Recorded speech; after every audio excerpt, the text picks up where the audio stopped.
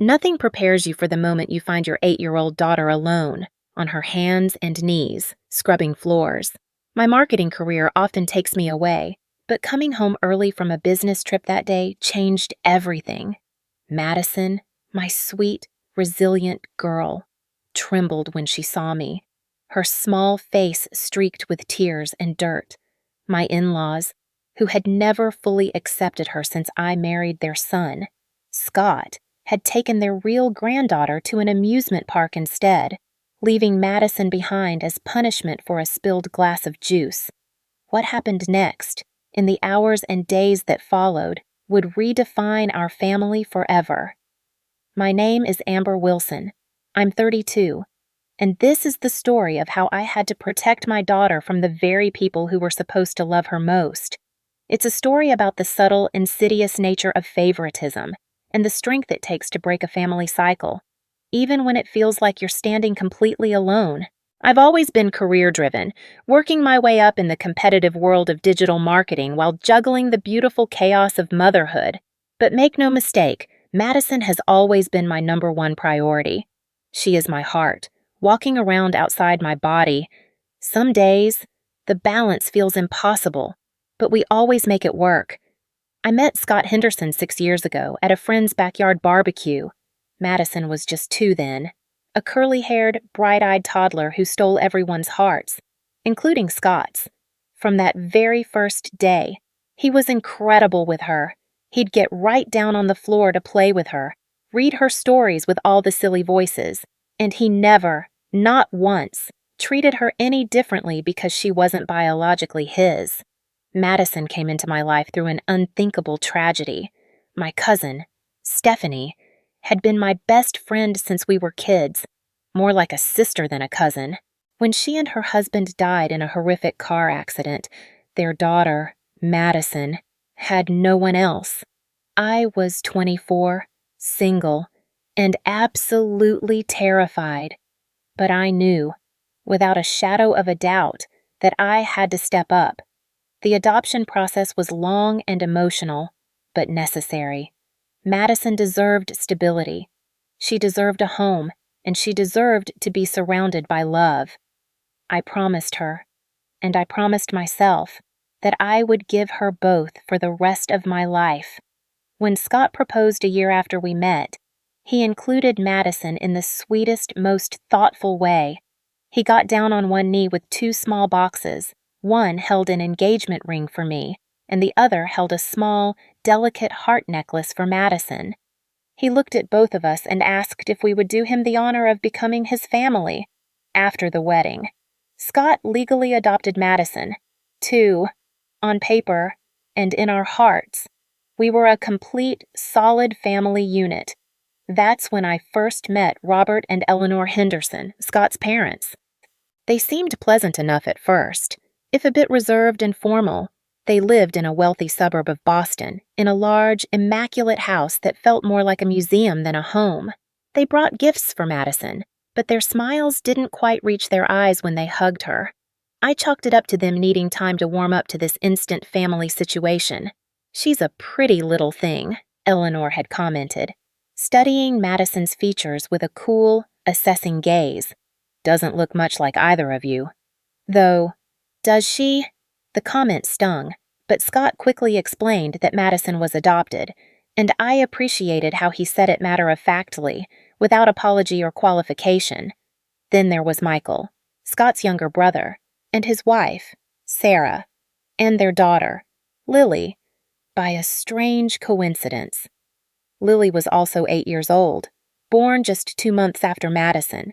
The cousins got along well at first, playing together happily at family gatherings while the adults watched. But I started noticing patterns at these events. Small things. At first, the grandparents would bring 2 gifts, but Lily's was always slightly larger, or more expensive. They'd take photos with both girls, but the ones they posted on social media were almost always just of Lily. When Madison would speak, telling a story from school, Eleanor sometimes seemed to not hear her, her attention drifting, yet she would hang on Lily's every word. Scott noticed it, too, after a particularly obvious Christmas, where Lily received a new tablet and a mountain of other gifts while Madison received a few coloring books and some clothes. He confronted his parents privately. Madison is my daughter. He told them firmly, I need you to treat her with the same love and attention you give to Lily. They denied any favoritism. Of course. Don't be ridiculous. Scott, you're being oversensitive. Robert had dismissed. We love both the girls equally. Madison just seems more interested in arts and crafts. But the pattern continued. At Easter, they'd hide more eggs for Lily to find. At Thanksgiving, they'd ask Lily detailed questions about her school projects, but wouldn't ask Madison about hers. They were small things, perhaps, but they accumulated like tiny, stinging paper cuts on Madison's sense of belonging. Why doesn't Grandma Eleanor ask me to bake cookies with her? Like she does with Lily Madison asked me once, her voice small and heartbreakingly earnest. I had no good answer for her. I tried to compensate by creating special traditions just for us. Scott was wonderfully supportive, always validating Madison's feelings while trying to maintain peace in the family. They're from a different generation, he'd say, trying to find an excuse for their behavior. They'll come around eventually. I wasn't so sure, but I respected his desire to believe the best about his parents. This delicate, often tense, family ecosystem was what made my recent business trip so complicated. I'd been putting off this Chicago conference for months, but my boss had made it clear that my presence was non-negotiable for a major potential client meeting. I finally, reluctantly, relented. Scott assured me he would take care of everything with Madison's school drop-offs, dance class, homework, the whole routine. We'll be fine, babe, he promised, kissing my forehead as I fretted over my packing list. Madison and I will have a daddy-daughter weekend. Maybe we'll finally build that birdhouse we've been talking about. Madison seemed okay with the plan, too, excited about having some special time with Scott. Everything was arranged perfectly. Until it wasn't. 2 days before my departure, Scott received an urgent call from his company's Boston office. A major client was threatening to pull their account, and as the senior account manager, Scott's presence was required immediately for a series of emergency meetings. We scrambled to find alternative childcare options. Our regular babysitter was away at college, and our backup was already committed. Scott, desperate, suggested his parents. They've been asking to spend more time with Madison, he reasoned, ever the optimist. This could be good for their relationship. I hesitated, a knot of anxiety forming in my stomach as I remembered all those small moments of favoritism. I don't know. Scott, maybe my mom could fly in from Arizona on such short notice, and she just had that knee surgery. Scott reminded me, look, I know my parents aren't perfect, but they're capable caregivers. It's just for 3 days, and I'll be back before you. Reluctantly, I agreed. We didn't have many other options, and a small, foolish part of me wanted to believe it could be a turning point in their relationship with Madison. Maybe some one-on-one time was exactly what they needed. The morning I left, Eleanor and Robert arrived at our house with their overnight bags. We've got everything under control, Eleanor assured me, barely making eye contact as she scrolled through something on her phone. We raised 2 boys. You know, one little girl will be a breeze. I knelt down to Madison's level. Be good for Grandma and Grandpa. Okay, I'll call every night, and Daddy will be back in 3 days. Madison nodded bravely, though I could see the uncertainty in her eyes. I'll be okay. Mommy, I'll help with chores and everything. You don't need to worry about chores. Sweetie, just be a kid and have fun, I said, hugging her tightly. I love you more than all the stars in the sky. Love you to the moon and back, she whispered, our usual goodbye ritual.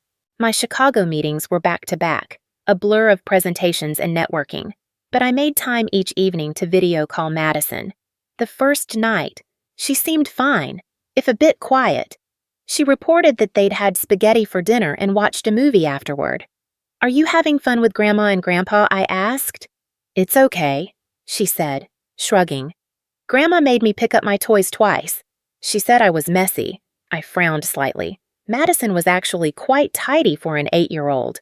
Well, remember, it's their house rules while they're there. Just 2 more days.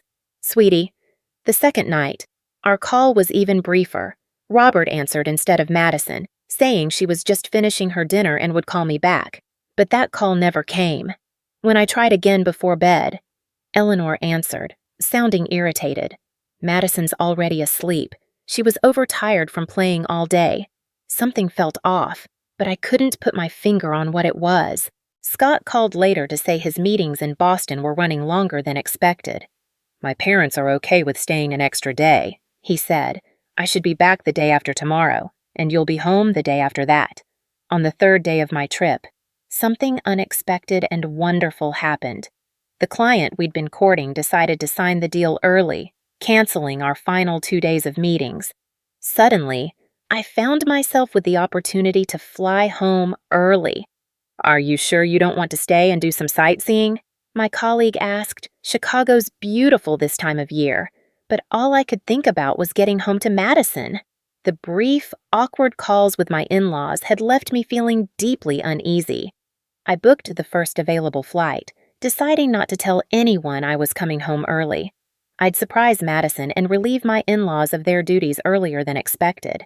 A win-win for everyone, I thought. During the flight, I found myself increasingly anxious to get home. I tried calling the house from the airport after landing, but no one answered. I texted Scott to let him know I was heading home early. That's great, he responded. Still stuck in Boston.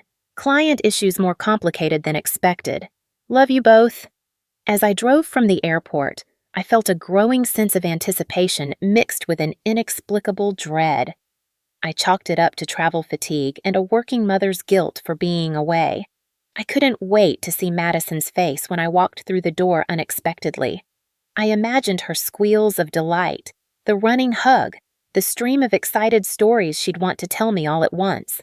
But as I pulled into our quiet, tree-lined neighborhood, I noticed something odd. Robert and Eleanor's car wasn't in the driveway. It was a Thursday afternoon. Where would they have gone with Madison? Perhaps to the park, or for ice cream. Still, something didn't feel right.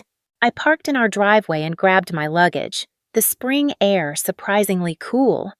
Our house seemed unusually, unnervingly quiet.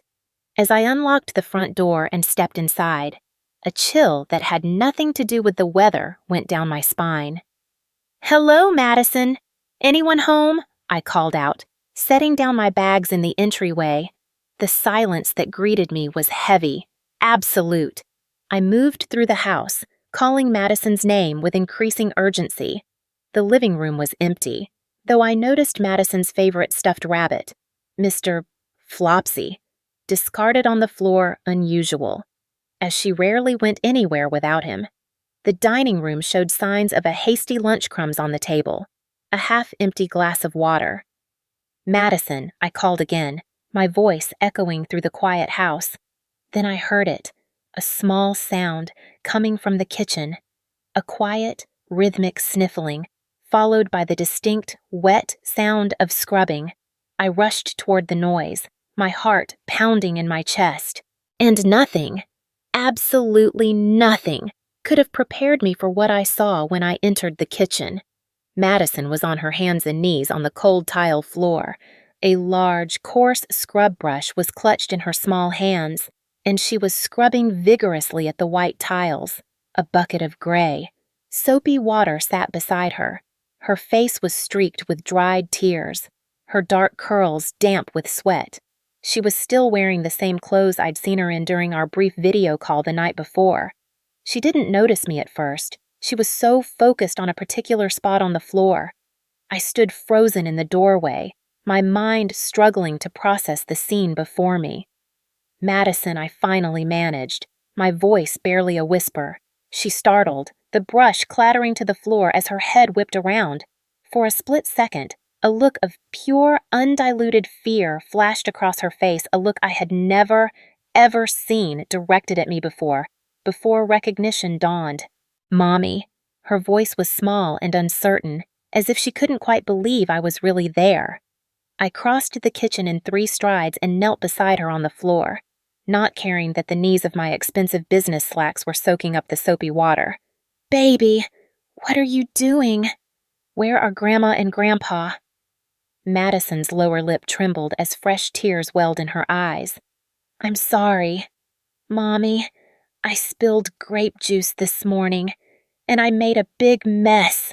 Grandma said I needed to learn responsibility, so I have to clean the whole kitchen floor before they get back. My blood ran cold. The whole floor, Madison. Where did they go? She looked down, her small shoulders slumping. They took Lily to Adventure World, the amusement park with the big roller coasters. They left you here, alone. I struggled to keep my voice calm, though a hot, white rage was building inside me. Madison nodded. Grandma said I couldn't go because I wouldn't appreciate it like Lily would. She said Lily deserves special treats because she's their real granddaughter. Her voice broke on the last words, and my heart shattered right along with it. I pulled her into my arms, feeling her small body tremble against mine. How long have you been alone, sweetheart? Since after breakfast, she whispered against my shoulder. Grandma said they'd be back for dinner. She said I better have the floor spotless by then, or I wouldn't get any dessert. And I needed to think about why I'm so clumsy all the time. For hours. They had left my 8-year-old daughter alone for hours, on her hands and knees, scrubbing floors, while they took their real granddaughter to an amusement park. I felt physically ill. Has this happened before? Them leaving you alone, I asked, trying to keep my voice steady. Madison hesitated, then nodded. Yesterday. They went shopping with Lily. They said I couldn't come because I whined too much about being bored. They were gone a long time. I was scared. I closed my eyes, fighting back tears of rage and guilt. What else happened while I was away? Madison, you can tell me anything. I promise I won't be mad at you.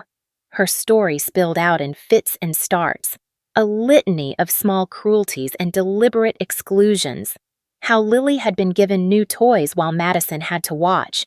How Madison had been made to help with chores, dishes, dusting, picking up while Lily was allowed to play. How Eleanor had repeatedly made comments about Madison not really being family, about her not having Henderson blood. Grandma said I should be grateful that you and Daddy took me in, because nobody else wanted me, Madison said, her voice so matter-of-fact that it was clear she believed it. She said I'm lucky, because I could have ended up in an orphanage. Each word was like a knife to my heart. I held Madison tighter, rocking her gently. Listen to me very carefully, Madison Elizabeth Wilson Henderson. You are not lucky that we took you in. We are the lucky ones. Every single day, I thank my lucky stars that I get to be your mom. You are the most precious, most important person in my life, and I am so sorry this happened. You're not mad at me for spilling the juice, she asked in a small voice. Of course not. Accidents happen. Everyone spills things sometimes, I assured her, brushing back her damp curls. And no one should ever make you clean an entire floor as punishment, and they absolutely should never, ever have left you alone. That was wrong of them, not you. I helped Madison to her feet, noticing for the first time how utterly exhausted she looked. There were angry red marks on her knees from kneeling on the hard tile floor for so long, and her hands were pruned and raw from the harsh cleaning solution.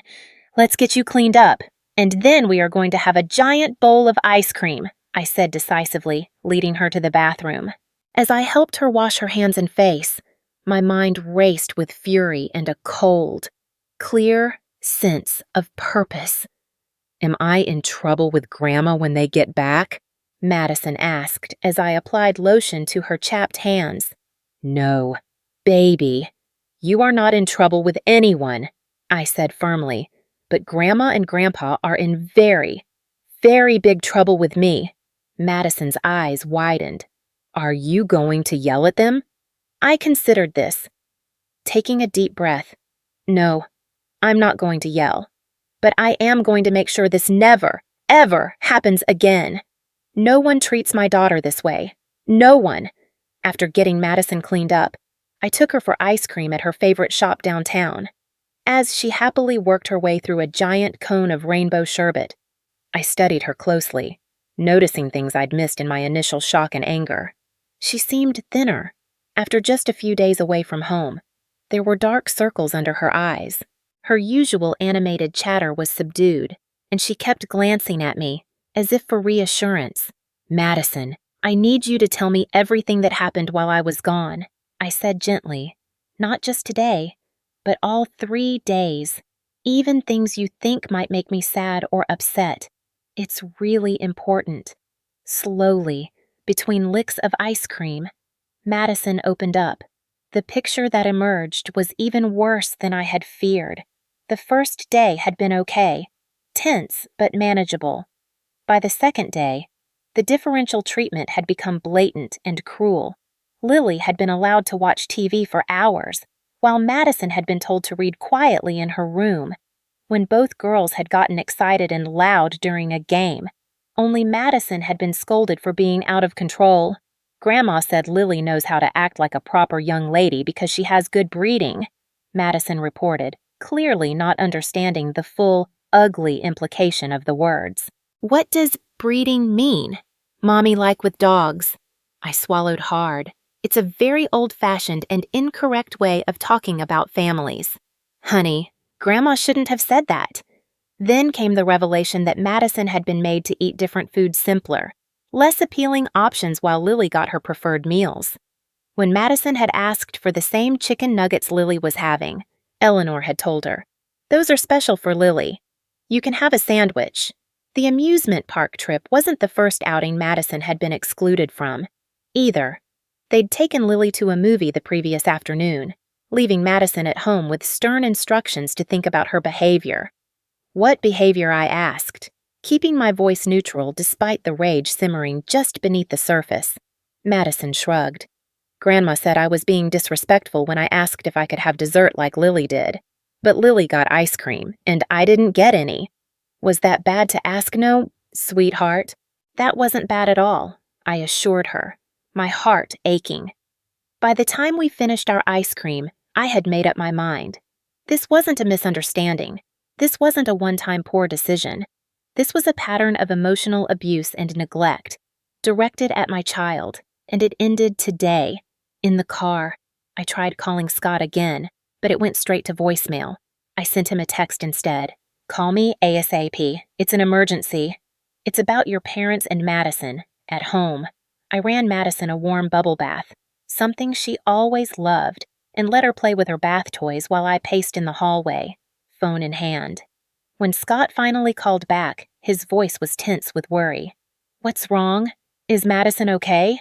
I stepped into our bedroom and closed the door before letting everything spill out, finding Madison alone. The scrubbing, the amusement park, the things they had said to her.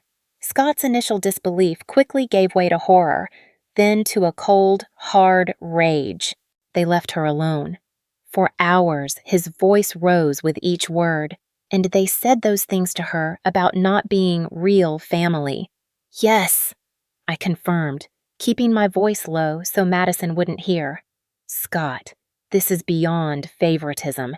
This is emotional abuse, and leaving an 8-year-old alone for hours is neglect. It's possibly even criminal." There was a long, heavy silence on the other end of the line. "Then I'm coming home," he said finally. "I'll get the next flight out." "What about your client? Screw the client," Scott said with a vehemence I rarely heard from him. "My daughter comes first. Always." The word daughter, not stepdaughter or your daughter, but simply daughter, warmed something in my chest, even amid the anger and the pain. "Scott," I said carefully, "we need to decide how to handle this before they get back. They'll be here for dinner, and I am not letting them just walk in here like nothing happened. I want them out of our house," Scott said immediately. "And I don't want them alone with Madison. Ever again." "I agree," I said, relieved that we were on the same page. "But we need to be strategic. I don't want to cause a huge scene in front of Madison. Or Lily. The girls shouldn't have to witness a big, ugly, adult confrontation." We discussed our options and finally settled on a plan. Scott would try to get home as soon as possible, but in the meantime, I would deal with his parents calmly but firmly. They would be told to pack their things and leave, either to a hotel or back to their own home. We would make it clear that their unsupervised access to Madison was permanently and irrevocably revoked. They're going to fight this. Scott warned. They'll say we're overreacting, that leaving her alone wasn't a big deal, that kids need discipline. Let them, I said, a new steel in my voice. I don't care what excuses they make. They left our daughter alone for hours after systematically making her feel worthless. There is no coming back from that.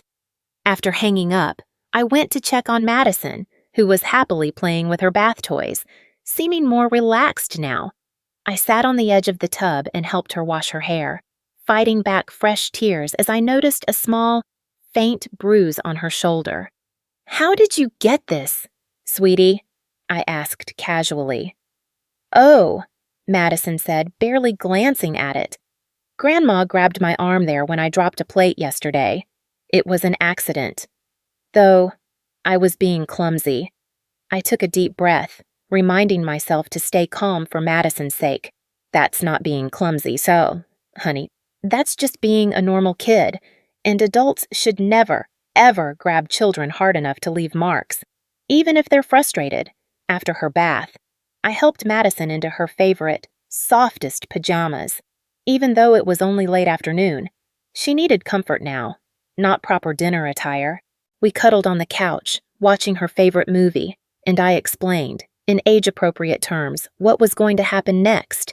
Grandma and Grandpa made some very bad choices.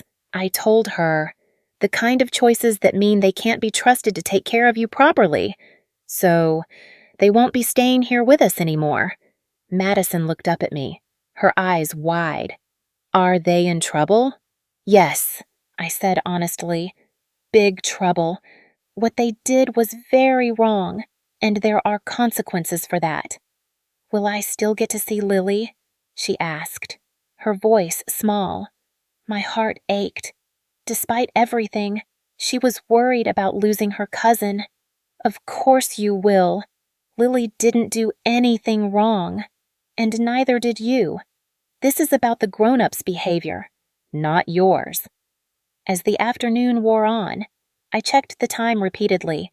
It was approaching 5:30 p.m., typically dinner time in our household. Soon, the in-laws would return with Lily, and I needed to be ready. I asked Madison to go play in her room when they arrived, promising to call her down later. "Are you sure you're not mad at me, Mommy?" she asked as I tucked Mr. Flopsy into her arms. "I have never been more sure of anything in my life," I told her, kissing her forehead. "I love you more than you could ever know."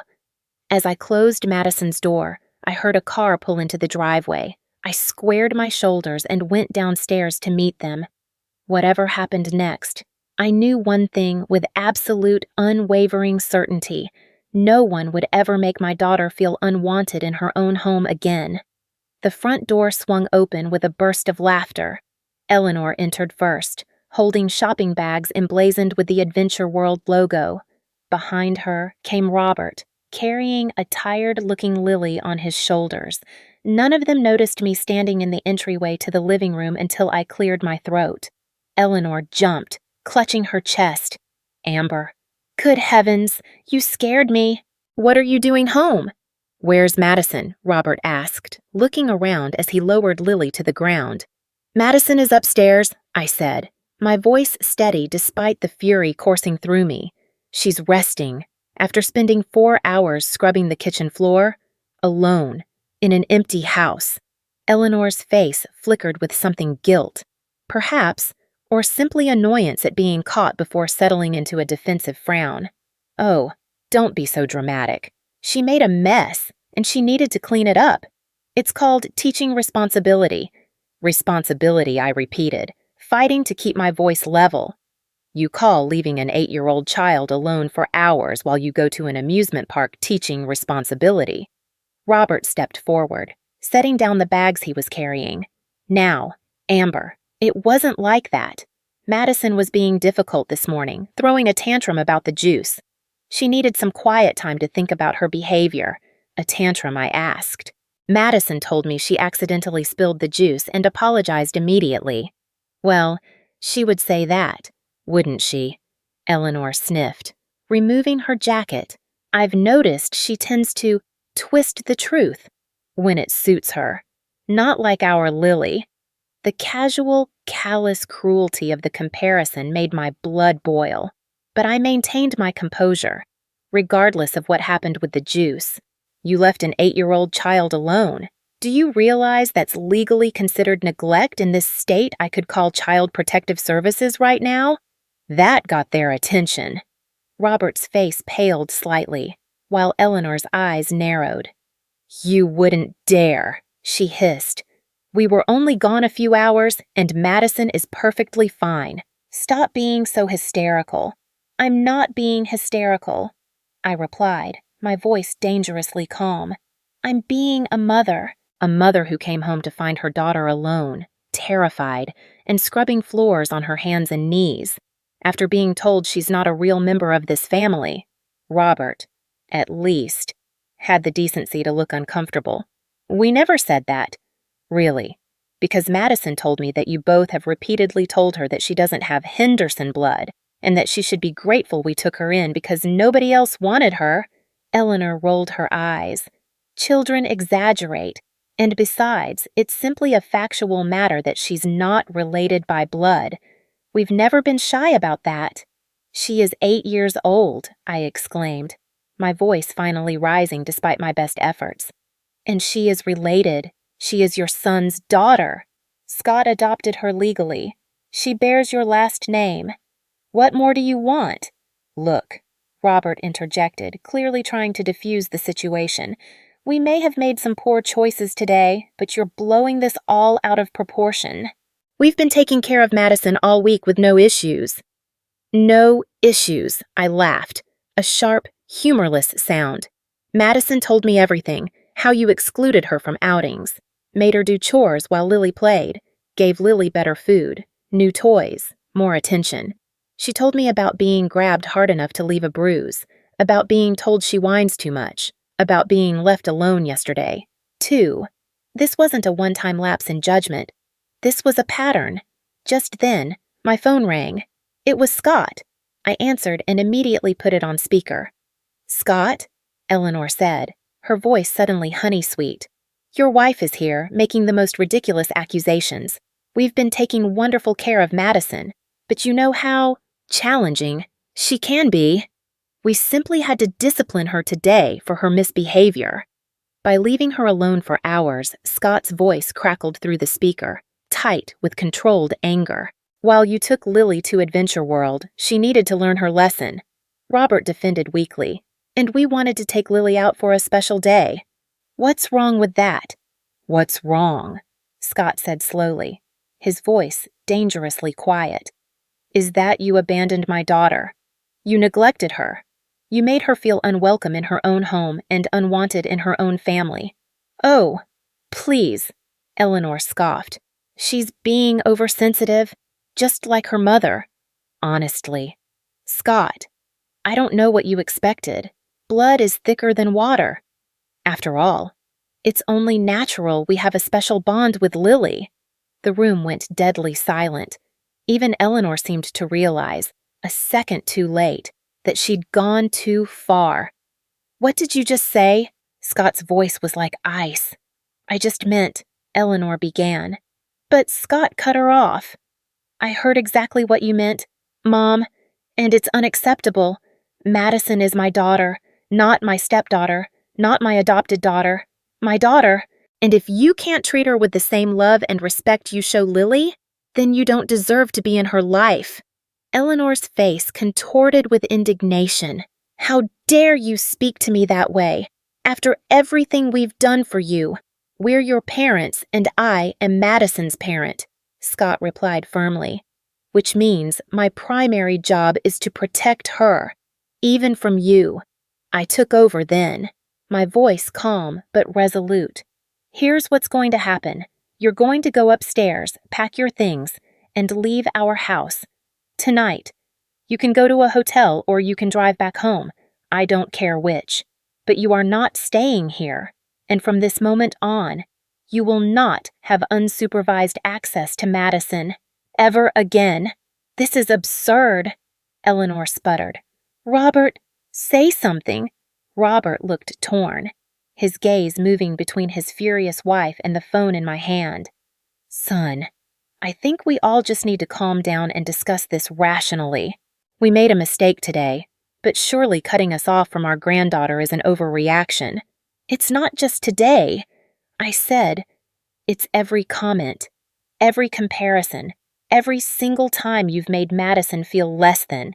It's the fact that she genuinely believes she deserves to be treated worse than Lily because she's not a real Henderson. And that stops. Now, I'm getting on a flight in an hour, Scott added through the phone. By the time I get home, I expect you to be gone. We can discuss the possibility of future, supervised visits after Madison has had time to heal from this.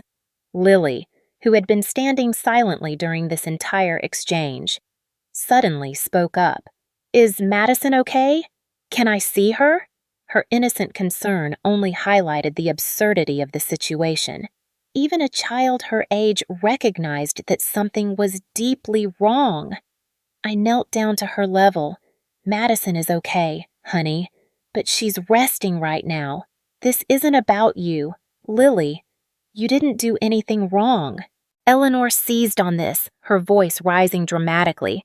See what you're doing. You're driving a wedge between the cousins. You're breaking up this family.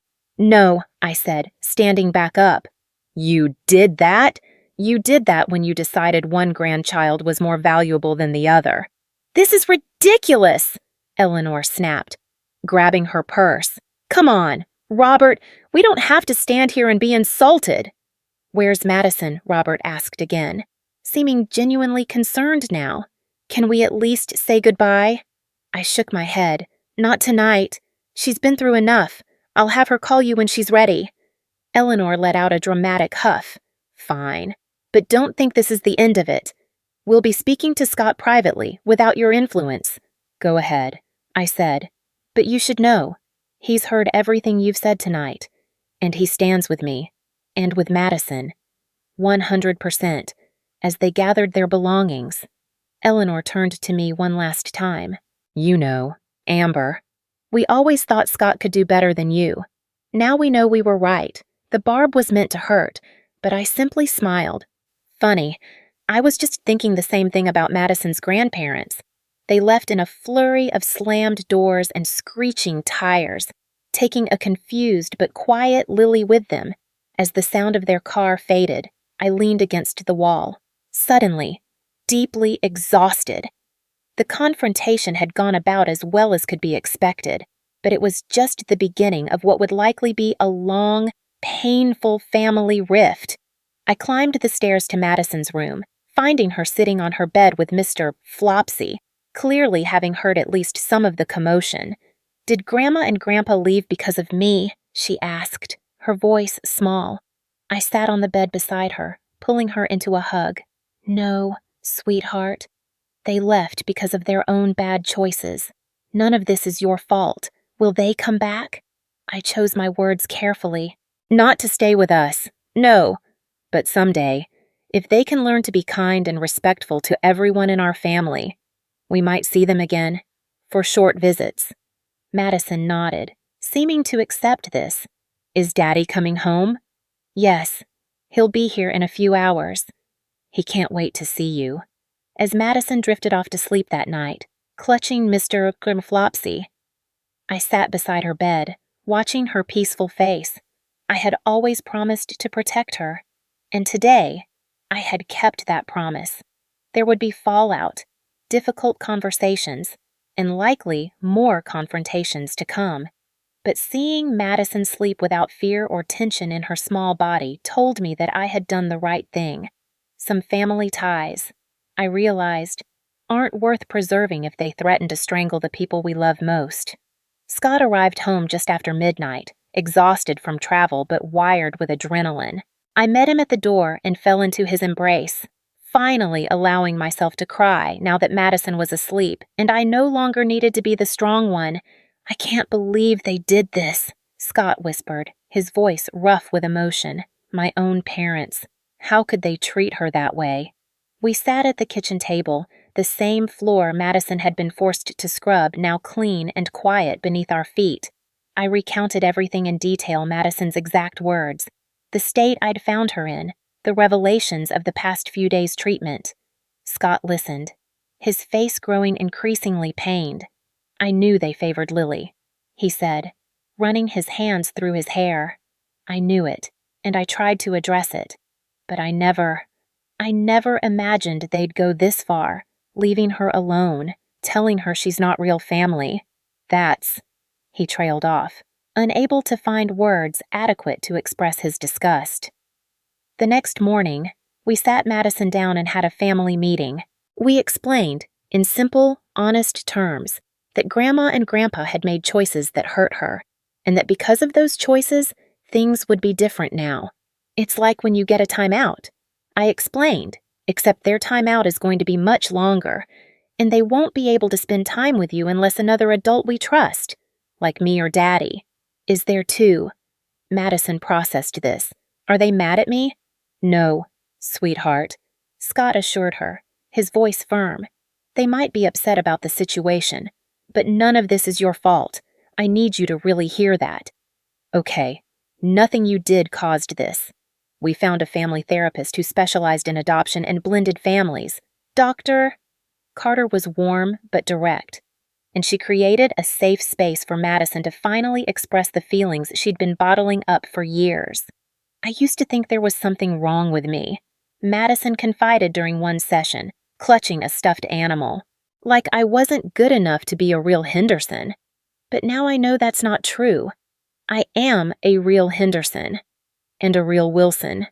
Too. I have two families that love me. Her words brought tears to my eyes.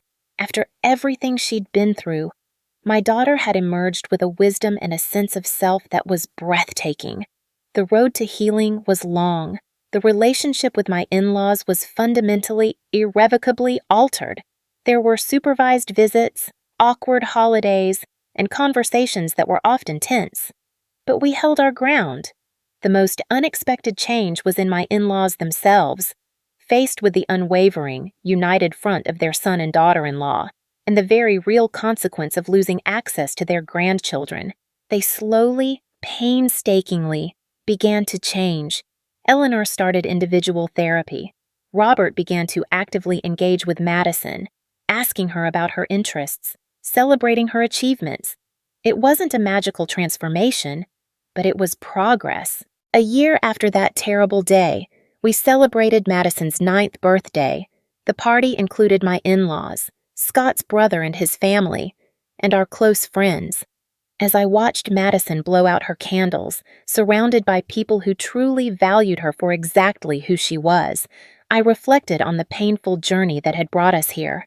Finding Madison alone that day, scrubbing floors while being told she wasn't real family, had been one of the most horrific moments of my life. But the aftermath, the boundaries we set, the therapy we embraced, the difficult conversations we had had ultimately strengthened our family in ways I couldn't have imagined. Most importantly, Madison now knew, with an absolute certainty that no one could ever take away, that she was loved, she was protected, and she was worth fighting for. No child should ever have to learn that lesson through trauma, but the lesson itself was invaluable. And as I watched her laugh with Lily, accept a carefully chosen gift from Eleanor, and beam at Scott, I knew we had done the right thing. We had protected our daughter when she couldn't protect herself. And in doing so, we had taught her the most important lesson of all, that love isn't about blood or biology. It's about choice, commitment, and unwavering, unconditional support.